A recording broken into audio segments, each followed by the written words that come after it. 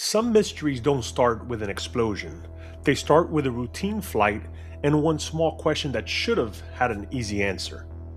On the night of November 17th, 1986, a Japan Airlines cargo jet was cruising over Alaska when the crew saw something ahead of them that shouldn't have been there. So they asked air traffic control if there was traffic in the area. The answer was no, and that should have been the end of it. That's how this is supposed to work. You see something odd, you call the ground checks the scope, and either it's traffic or your brain did the fun little human thing where it turns a light into a crisis. Except this time it didn't. At 0219, the crew of Japan Airlines Flight 1628 came back and said they were looking at two objects ahead of them at their altitude. Which, hold on, that's not the same thing as we saw a light. That's a wide-body cargo crew over Alaska saying there is a traffic in front of us right now, and the system is still saying the sky is empty. And if you've ever listened to cockpit audio in moments like that, you can hear that shift. And it's not necessarily panic, not movie scene panic. It's quieter than that. It's that moment where trained people stop assuming they're mistaken. They look outside again, then back to the instruments, then outside again. Because now they're trying to answer the question every pilot hates. Am I seeing this wrong, or is the sky doing something it's not supposed to do? And the weird part is, this didn't behave like a normal traffic call. Because whatever they were looking at wasn't just out there somewhere. It was ahead of them, in front of a 747 at 35,000 feet, which is a bad place for mystery. That is not where you want improvisation. And this is where the story changes its shape. Because before anybody starts throwing around words like UFO, before the interviews, before the cleanup, before the, well, maybe it was just Jupiter crowd shows up right on schedule like clockwork, you've got a commercial flight crew reporting traffic the system cannot account for, and air traffic control telling them there is nothing there. And that's not folklore. That's a live aviation problem. And what happened next forced radar into the story. So I went back to the first records, not the legend, not the giant Mothership version people pass around now after 20 years of YouTube thumbnails and UFO conference merch tables. I'm talking about the early stuff, the FAA transcript, the same night interview notes, the parts written down before anybody had time to turn this into a religion. And that timeline is uncomfortable. Flight 1628 was a Japan Airlines cargo run from Paris to Tokyo with stops along the way. The part that matters here was the Keflavik to Anchorage leg, a Boeing 747 cargo jet cruising at 39,000 feet. The crew was Captain Kenju Terauchi, First Officer Takenori Tamefuji, and Flight Engineer Yoshio Tsukuba. Experienced guys, not kids screwing around with a Cessna and a flashlight. At first, nothing looks dramatic. It's just a long haul over Alaska. The kind of flight where the best thing that can happen is, well, absolutely nothing. Then the plane gets near the Potat intersection, close to the Air Defense Identification Zone. And at 0219, the captain radios Anchorage Center. He asks if there's any traffic in the area. Anchorage checks, of course, and comes back negative, no traffic. Now, if this were a normal mistake, well, that should have been enough. You look again, maybe realize it was distance or glare, or even your own brain doing what brains do in the dark. Except a few seconds later, the crew comes back and says they are looking at two aircraft ahead of them. And that's the moment the case really opens up. Because that's not the same thing as we saw a light. That's a crew in controlled airspace saying there is traffic in front of us right now, and the system is still saying the sky is empty. The first descriptions are interesting too, because they're not as cartoonish as the later retellings. The crew talks about white and yellow lights, navigation light type stuff, strobe-like. Not a glowing portal, not a silver saucer doing ballet over Alaska. At least, not yet. And honestly, that makes it worse. because normal looking traffic in a place where there is supposed to be no traffic is not comforting. It's a problem. And then the position starts changing. In the same night notes, Terauchi says the objects were first out in front of the aircraft. Then later they move over to the left side. And they don't just flash by, they stay with the aircraft for minutes. Now, that's where the easy answers start slipping. A bad glance is one thing. A thing that seems to hold position and then shift, then remain with a wide-body jet over Alaska? Well, that's where your brain starts arguing with itself. Am I seeing this wrong, or is this thing actually tracking us? At one point, according to the early notes, the onboard weather radar also shows something, about 7 miles out. Now, weather radar isn't gospel. It can get weird. Fine, I get that. But that's exactly why this matters. Because now it's not just three guys staring out a window in the dark. Now the aircraft itself is at least nudging the story in the same direction. And the crew is still watching these lights. Same note nights say they saw yellow, amber, and green lights. A rotating beacon. But notably, no red lights, which is odd because normal aircraft lighting has patterns. Red on one side, green on the other. That's just basic aviation stuff. So when something looks almost like traffic, but not quite, well, that's worse. It's close enough to normal to fool you for a second, but then not. And this keeps going and going. Not for one quick what the hell was that. The encounter stretches. The early FAA material suggests the visual part lasted long enough for the lights to start ahead, move off the port side, and still remain with them as the flight continued. Then the crew reportedly made a 360-degree turn near Fairbanks. Now, that should have helped. A turn like that should change the geometry. It should break the illusion if that's what this was. But it didn't. According to the crew, the lights stayed with them. And that's when the timeline stops feeling like a bad sighting and starts feeling like a real-time problem nobody can cleanly explain while it's happening.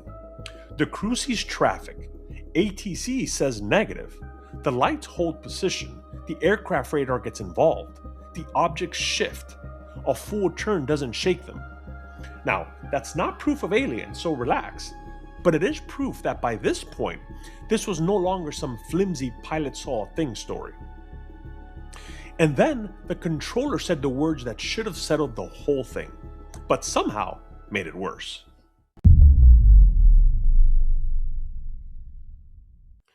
By around 0240, this should have been getting simpler, but it doesn't. The crew has already reported the objects. ATC already knows they're seeing something. And now the ground should be the part that clears it all up. But instead, the ground makes it worse. Because in the transcript, Anchorage tells Japan Airlines that military radar has a primary target in trail. And that matters. It matters because now this is no longer just three men in a cockpit telling a weird story. Now the system is talking back, and the wording gets even uglier. The controller says there is an intermittent primary target behind the aircraft. Intermittent, not a lock, not certainty, but intermittent, which honestly is the kind of detail I trust more. Real systems don't hand you certainty, they hand you fragments and a migraine. So let's be precise. This is not radar confirmed alien aircraft. That's lazy and wrong. What we do have is a trained commercial crew reporting unknown traffic, military radar entering the conversation, a partial return, and nobody on frequency treating it like a joke. Because once radar gets mentioned, even in fragments, this stops being a pure witness story. Now, it becomes a system event. Then, it gets even more interesting. Anchorage asks whether Japan Airlines wants the military to scramble jets on the traffic, which, that is not nothing. But don't overcook it either. This is not Top Gun over Fairbanks. But it does tell you how the moment felt in real time. Serious enough to ask, but then Japan Airlines declines. And honestly, I wasn't sure how I felt about them declining military jets at first, but ultimately I decided it doesn't bother me. Because if you're already flying a cargo 747 at night over Alaska, While something unknown is pacing you, the last thing you may want is more aircraft, more radio traffic, and more chances for the universe to get even dumber. So then Anchorage brings in United 69 to take a look. United sees Japan Airlines 1628, but they do not clearly confirm the other object. A C-130 in the area also reportedly sees Japan Airlines, but again, no confirmed companion traffic. So now at first, that sounds like it should shrink this case big time. For a minute, I thought maybe that was the release valve. But again, it isn't, because the contradiction is still sitting there staring at you. Other aircraft don't cleanly confirm it, but controllers still worked it. Military radar stayed in the conversation. A scramble was raised, and nobody acted like this was some pilot mistaking Venus for a crisis. And that's the problem. The outside visual support is weak, I get it, but the real-time operational response is not. And that's exactly the kind of contradiction I care about. Because once that happens, the mystery is no longer just what the crew saw. It's why the people on the ground treated it like something might actually be there, and later wrote it like it wasn't. So this is where the case changes, not in the sky but on paper. Because if you listen to the live event, Japan Airlines 1628 sounds like an active traffic problem. A crew reports unknown objects, ATC works it, military radar enters the conversation, other aircraft get pulled in, and the scramble is floated. That is how the system behaves when it thinks something might actually be there. But once the plane lands, the language starts getting smaller. And this is where people usually screw it up. They jump straight to cover up. Well, maybe, but that's lazy.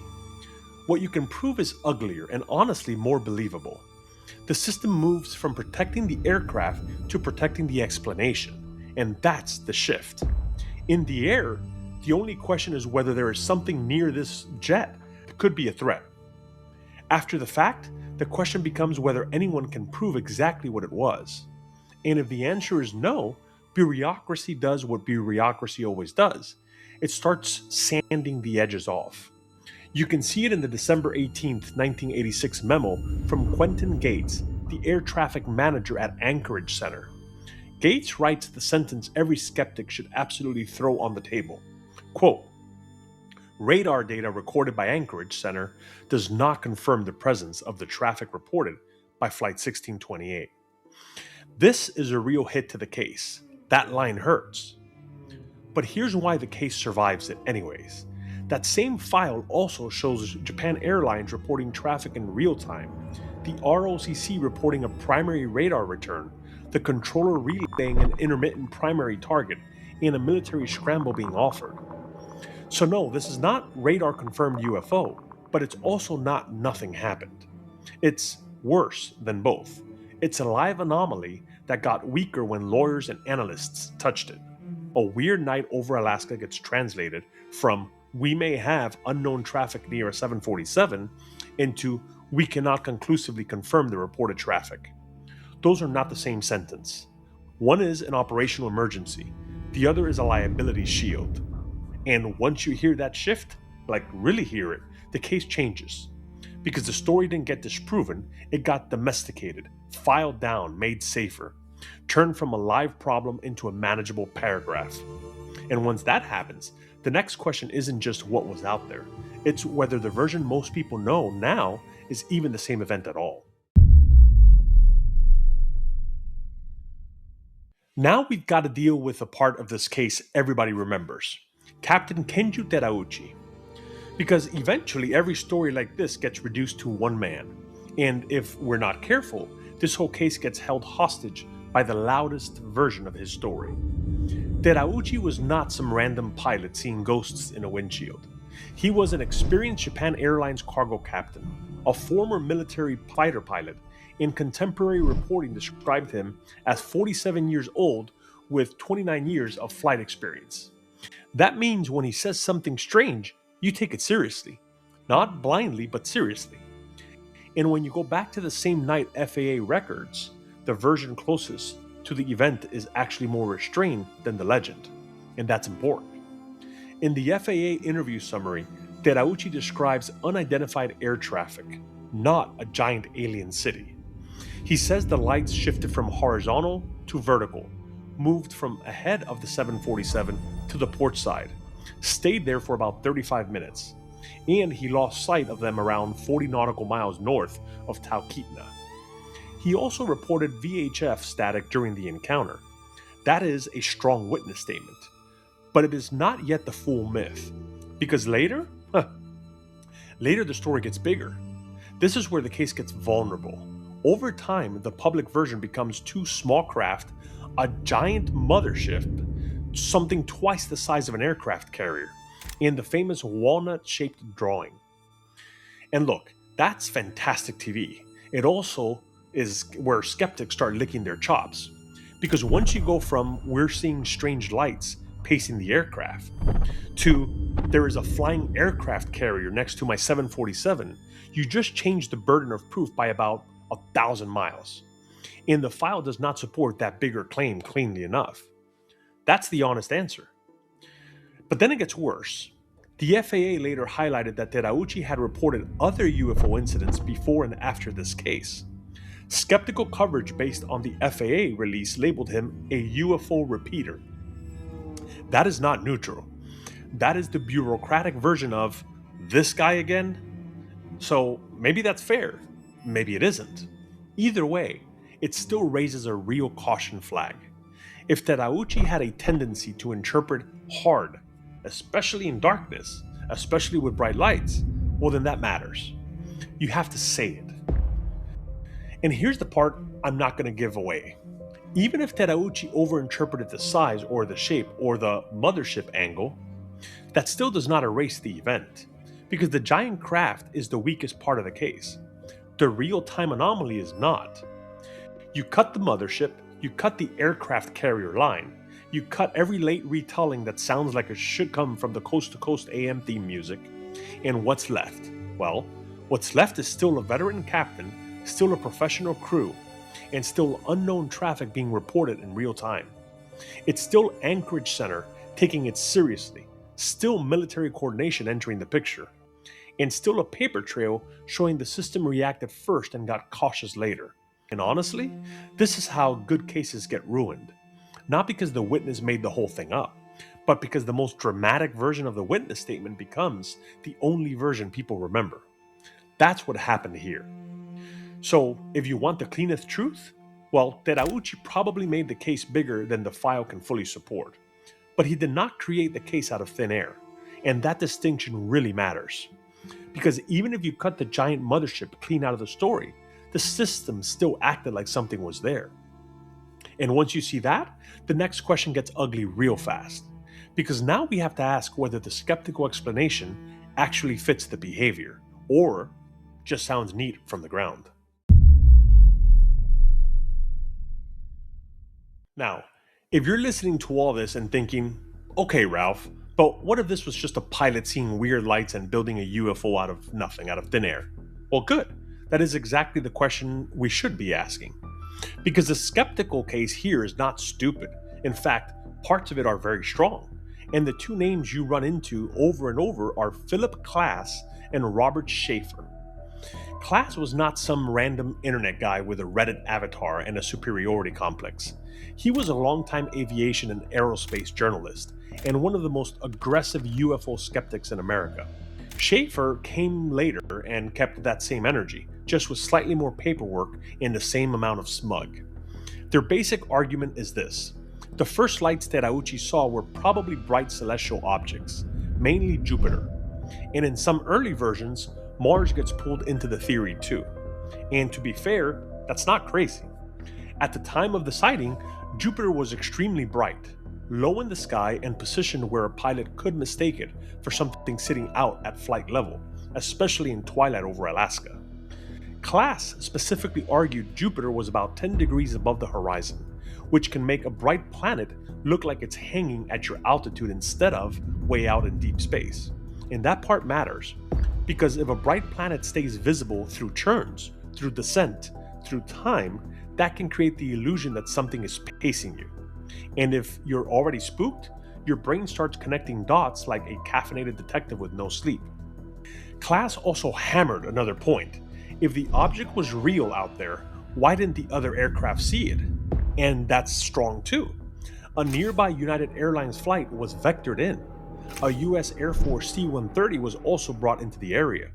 Neither gave a clean visual confirmation of some giant companion craft.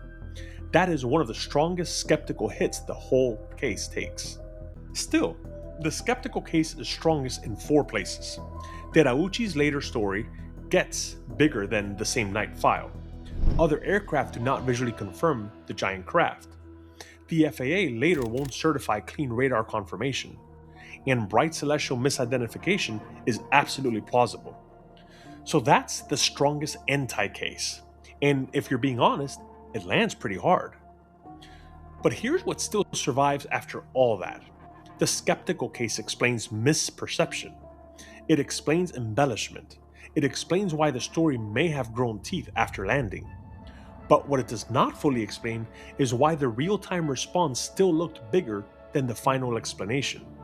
That's the residue. Because even if Terauchi misread lights, Anchorage still worked it like traffic. ROCC still got involved. Our radar operator still reported something. A scramble still got floated. And that is the part that still won't sit all the way down. So no, the skeptical case does not kill this story, but it absolutely shrinks it, and honestly, that may be the most honest place to leave it. Not case closed, and not alien mothership confirmed. More like this: something real may have happened, and then 2 different human machines went to work on it. One was the pilot's imagination, the other was the system's need to make it smaller. And once you see both of those at the same time, the next question isn't whether skeptics have a case. They do. The question is whether the case they built is actually big enough to cover what happened that night. So after all that, what do we actually have? Not a clean alien case, and not a clean debunk either. And honestly, that may be exactly why this story sticks. We came in asking the obvious question: what was in the sky? And after all the radar logs, the FAA files, the transcripts, the witness claims, and the pushback, the most honest answer is still the same: I don't know. Maybe it was something extraordinary. Maybe parts of it were misread in real time and inflated later. Probably both, if we're being adults about it. But the part I can't shake isn't even the object anymore, it's the response. 3 men in a cargo cockpit, routine flight, cold night. They do the job, see something they can't explain, and report it. That's it. Not 3 guys trying to become famous. Not a documentary crew. Not some modern internet circus with dramatic music and a glowing Dorito in the thumbnail. Just 3 men in a cargo cockpit doing what trained people are supposed to do. And the system did what systems do. It responded the way you'd want it to. It tracked what it could, documented what it had, and for a while at least, treated the whole thing like it actually mattered. Then later, like these cases always seem to do, the whole thing got smaller. The language got softer, the edges got sanded down. This story also shows we are really good at living next to things we don't understand, as long as we can rename them fast enough. Maybe it was clutter, maybe it was misidentification, maybe it was stress, or maybe that's just the version that lets everybody sleep better at night. And that's where I'll leave you tonight. Because if you're into this kind of stuff, the weird cases, the buried edges, the stories that never sit right, do me a favor and hit like, subscribe, and all that beautiful algorithm nonsense. It really does help smaller channels like mine survive. I'm Ralph, this is Divergent Files, and I appreciate you. If you believe in what we're building here, you can help keep this channel alive over at patreon.com/divergentfiles. Until next time, stay curious, stay sharp, and remember, no matter what they tell you, the truth is still out there. Hey, and real quick, before we get out of here, I want to give a special birthday shout out to one of our loyal listeners, Marina, at Lass of the Moon. Marina, happy 30th birthday, the big 3-0. Thank you for being part of this community. Thank you for supporting the channel. And from me and everyone here at Divergent Files, I hope your birthday is as strange, beautiful, and unforgettable as the mysteries we chase. Happy birthday, Marina. These investigations are powered by those who believe truth still matters. Thank you to our Patreon supporters. Join the mission at patreon.com/divergentfiles.